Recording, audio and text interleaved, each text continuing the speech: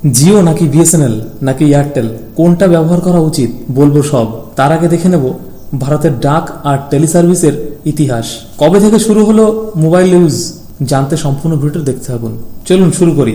শোনা যায় ভারতীয় মুনি ঋষিরা একজন আরেকজনের সাথে কথা বলতেন টেলিপ্যাথির মাধ্যমে, কিন্তু সাধারণ মানুষ দূরবর্তী কারোর সঙ্গে কথা বলার জন্য চিঠির ব্যবহার করতেন বহু যুগ আগে থেকেই।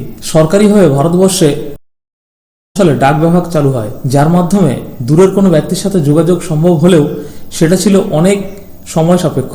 এর মধ্যেই আসে টেলিগ্রাম, যা দ্বারা ছোট সংবাদ খুব দ্রুত পৌঁছানো যেত এক জায়গা থেকে অন্য জায়গায়। এটা ছিল একটা ইলেকট্রনিক সিস্টেম যা ভারতবর্ষে শুরু হয়েছিল 1851 সালে।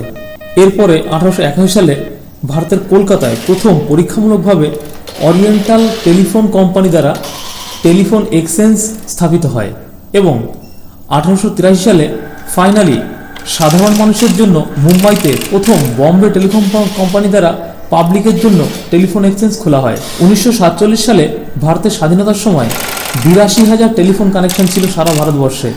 ভারতের স্বাধীনতার পর টেলিফোন পরিষেবা রাষ্ট্রের নিয়ন্ত্রণাধীন ছিল। ভারত সরকারের অধীনে পোস্ট অ্যান্ড টেলিফোন P&T বিভাগ টেলিফোন পরিষেবা সরবরাহ করত। 1985 সালে ভারত সরকার টেলিকম কমিশন গঠন করে এবং ডিপার্টমেন্ট অফ টেলিকমিউনিকেশন এর প্রতিষ্ঠা করে। এই সময় থেকে টেলিকমিউনিকেশন পরিষেবা আরও সংগঠিত এবং সম্প্রসারিত হতে শুরু করে। 1986 সালে মুম্বাই ও দিল্লিতে টেলিফোন পরিষেবা প্রদানের জন্য মহানগর টেলিফোন নিগম লিমিটেড MTNL গঠিত হয়। এটা মূলত বড় শহরগুলিতে পরিষেবা প্রদান করত। 1990-এর দশকের শুরুর দিকে ভারত সরকার টেলিকম খাতে উদারীকরণ শুরু করে। প্রাইভেট কোম্পানিগুলিকে প্রবেশের অনুমতি দেওয়া হয় এবং লাইসেন্স বিতরণ শুরু হয়। 1994 সালে ন্যাশনাল টেলিকম পলিসি NTC গৃহীত হয়, যার দরুন এই সেক্টরে প্রতিযোগিতার পথ প্রশস্ত হয়। 2000 সালে এর পরিচালনায় থাকা সমস্ত টেলিকম অপারেশনগুলি ভারত সঞ্চার নিগম লিমিটেড BSNL নামক একটি নতুন সংস্থায় হস্তান্তরিত হয়। এই 2000 সালেই BSNL এর জন্ম হয়। BSNL দেশব্যাপী তার টেলিকম পরিষেবা প্রদান করতে শুরু করে। গ্রাম এবং শহর উভয় এলাকাতেই BSNL তাদের পরিষেবা শুরু করে দেয়। 1990-এর দশকের শেষের দিকে এবং 2000-এর প্রথম দিকে বাজারে বিভিন্ন প্রাইভেট কোম্পানি প্রবেশ করতে শুরু করে, যেমন Bharti Airtel, Reliance communication, Tata teleservice ইত্যাদি। এছাড়াও আরও কিছু ছোট ছোট প্রাইভেট কোম্পানি আবির্ভাব ঘটে, যাদের মধ্যে বেশ কিছু নাম এখনও হয়তো আপনার মনে আছে: Aircel, MTS, BPL mobile, Virgin mobile, Escotel, Hutch, Estel, Uninor, Singtel, Tata Docomo, আরও কিছু ছোট ছোট কোম্পানি আছে। এদের মধ্যে অনেকেই ভালো কাস্টমার বেস তৈরি করতে সক্ষম হলেও শেষ পর্যন্ত বাজারে টিকতে পারেনি। 2016 সালে বাজারে যখন রিলায়েন্স জিও আসে, তখন তারা বিভিন্ন রকম অফার লঞ্চ করে, যার মধ্যে অন্যতম সম্পূর্ণ ফ্রিতে 6 মাসের জন্য ডেটা এবং কলিংয়ের সুবিধা, যেটা নিয়ে অন্যান্য কোম্পানি কোর্ট কেস করলেও লাভ কিছু হয়নি।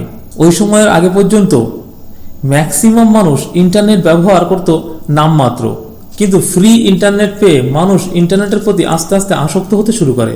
আজকের দিনে গড়ে প্রতিটা মোবাইল ইউজার দিনে 1.5 GB ডাটা ব্যবহার করে, যেটা ছাড়া এখনকার মানুষের চলা প্রায় অসম্ভব। আর এই সুযোগকে কাজে লাগিয়ে বাজারে বর্তমান সবচেয়ে বড় কোম্পানি রিলায়েন্স জিও তাদের ট্যারিফ তাদের নিজেদের ইচ্ছামতো বাড়িয়ে চলেছে, কারণ তারা খুব ভালো করেই জানে ডাটা ছাড়া মানুষ এখন আর একটা সেকেন্ডও থাকতে পারবে না। অর্থাৎ এটা এখন নেশায় পরিণত হয়েছে। আর এই সুযোগকে কাজে লাগিয়ে এয়ারটেল এবং ভোডাফোনও তাদের ট্যারিফ বাড়িয়ে দিয়েছে। আর এই মূল্যবৃদ্ধির বাজারে সাধারণ মানুষের হাল আরও বেহাল হয়েছে শুধুমাত্র এইসব টেলিকম কোম্পানির জন্য। কিন্তু এত কিছুর মধ্যেও 2000 সালে তৈরি হওয়া BSNL তাদের ট্যারিফ একটুও বাড়ায়নি। কিন্তু অন্যান্য কোম্পানি যেমন যুগের সাথে তাল মিলিয়ে 4G এবং 5G পরিষেবা চালু করেছে, সেখানে BSNL এখনও ভারতবর্ষের সমস্ত জায়গায় 3G কভারেজ দিতে পারেনি। এর একটা বড় কারণ স্পেকট্রাম ঠিকঠাক না পাওয়া এবং প্রাইভেট কোম্পানির বিভিন্ন লোভনীয় অফারের জন্য BSNL এর মার্কেট শেয়ার কমে যাওয়া। কিন্তু অবশেষে 2024 সালে ফের একবার যখন জিও তাদের ট্যারিফ রেট বাড়িয়েছে, তখন সাধারণ মানুষ জিও, এয়ারটেল, ভোডাফোন ছেড়ে BSNL এর দিকে হাত বাড়াচ্ছে। এর মধ্যেই ভারতের বিখ্যাত টাটা কোম্পানির সঙ্গে বিএসএনএল এর 15,000 কোটি টাকার চুক্তি হয়, যেখানে বলা হয়েছে টাটা কোম্পানি বিএসএনএল এর জন্য 1 লক্ষ 4G টাওয়ার ইনস্টল করবে এবং এইসব 4G টাওয়ারকে খুব শীঘ্রই 5G তে আপডেট করা হবে। এই খবরে সাধারণ মানুষের মধ্যে একটু হলেও স্বস্তি ফিরেছে। বিগত কয়েকদিনের মধ্যে বহু মোবাইল গ্রাহক জিও এয়ারটেল ছেড়ে বিএসএনএল এ পোর্ট করছে।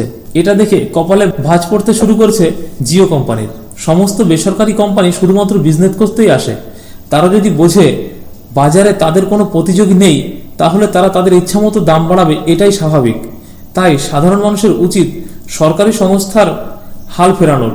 আর এই হাল ফেরানো একমাত্র সম্ভব যদি সবাই বিএসএনএল এর সিম ইউজ করতে শুরু করে। এখানেও একটা সমস্যা হচ্ছে, বিএসএনএল যেহেতু ঠিকঠাক 4G কভারেজ দিতে পারছে না, তাই হয়তো অনেকেরই সমস্যা হবে। তবু এখনো অনেক লোক আছেন যারা দুটো করে সিম ইউজ করছেন। তাদের উচিত একটা সিমকে অবশ্যই বিএসএনএল করা এবং অন্য একটা সিম যার কভারেজ ভালো সেই সিমটা ইউজ করা, এবং পরবর্তীতে বিএসএনএল এর যখন এই 4G টাওয়ার ইনস্টল হয়ে যাবে তখন সম্পূর্ণ বেসরকারি সিমটিকে বাতিল করে শুধুমাত্র সরকারি সংস্থার সিমটাকে ইউজ করা।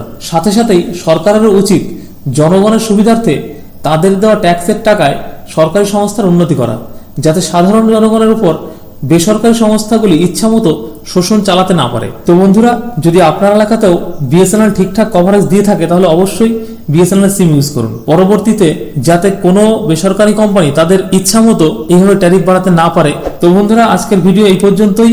দেখা হচ্ছে পরবর্তী ভিডিওতে। আমার ভিডিওটা যদি আপনাদের ভালো লেগে থাকে অবশ্যই লাইক, শেয়ার এবং কমেন্ট করবেন। আর আমার চ্যানেলে প্রথমবার হয়ে থাকলে চ্যানেলটিকে সাবস্ক্রাইব করবেন। তো দেখা হচ্ছে পরবর্তী ভিডিওতে। ততক্ষণের জন্য ভালো থাকবেন, সুস্থ থাকবেন।